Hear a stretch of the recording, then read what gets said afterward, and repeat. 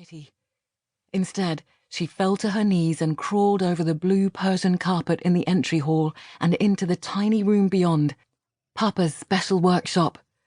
Quick as a lark, she removed the key tied to a ribbon around her neck. She kept it tucked under her clothes whenever he was away on one of his trips, like a talisman to sing him home. The firestorm surged. Heat poured in through the smashed windows and the open front door.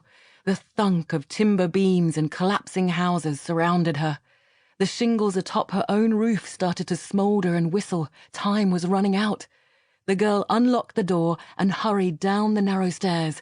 Stepping into the chilly cellar, she felt a moment's relief. It was so calm, so quiet after the tumult of the streets. She squatted to find the telltale bump in the dirt. It was their secret and she had to retrieve it. She knew Papa would understand. She'd promised him she would look after Mama and little Samuel, but the coins hastily wrapped in Mama's shawl wouldn't last long. She mumbled a quick prayer, then seized the shovel stowed in the corner and started to dig. Chapter 1. Dr. Kate Kirby. Boston, present day. Luxury magazine editor Jane Rivers had been the one to offer Kate the trip to London for the Cheapside story. The call had come when Kate was sitting at her desk in the library of her unrenovated Boston brownstone, sipping hot chocolate sprinkled with cinnamon and shivering under a grey woolen blanket with a heater blasting at her feet. Technically, her parents still owned the house. It had been in the family for 4 generations, but no one wanted to live with the drafts and the damp, musty smells of yesteryear.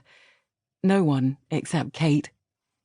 The study was her favourite room, and the only one she'd sealed and finished. It was grand but comfortable, with floor-to-ceiling bookshelves lining 3 walls, her great-grandfather's desk, and a peacock blue sofa that Kate slept on far more often than she cared to admit.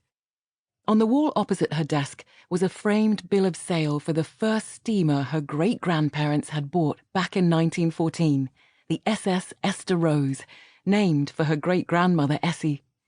On the desk itself sat a framed photograph of her glorious 3-year-old niece, Emma, squeezing her King Charles Spaniel, Mercutio. Terrible name for a dog, but Molly had insisted. Kate's sister had very strong feelings about secondary characters in Shakespeare's plays. Beside the photo was a journal Kate had begun 4 years before. She didn't write in the journal anymore. She hadn't, in fact, after the first 9 months. But she couldn't bring herself to throw it away either, or to put it in a box with other keepsakes from that year. Now this call. "Can you be in London next Monday for a huge investigative feature? We'd need you there for at least a week, I think. I realize it's short notice." Jane's voice was all East Coast vowels and courtesy, but there was a hint of a plea. "What's the job?" "It's the Cheapside jewels." Kate's skin started to tingle. "Finally! Who'd you bribe?" "I promised the cover and both gatefolds in exchange for the exclusive. We want to cover this before Time, Vogue, or Vanity Fair get to it.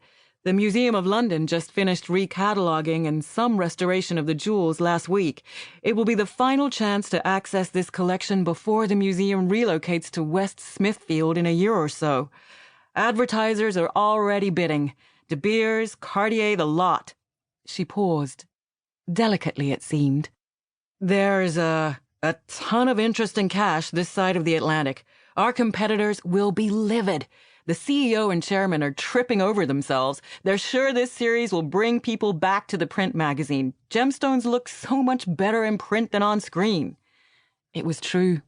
A beautifully lit photo printed on good quality stock was the next best thing to actually touching the jewels. But the method of reproduction was only a secondary concern for Kate. It was the story itself that compelled her, the urge to deep dive into history and pluck something original from all the facts that had been overlooked or forgotten. "Now I'm about to go into a meeting, so is it a yes or a no?" pushed Jane. "I have a big budget, and I don't need to tell you how rare that is these days. But for this series, I've been authorized to cover any travel required." "You mean in addition to London?" "Well, I take it the jewels didn't start their life there."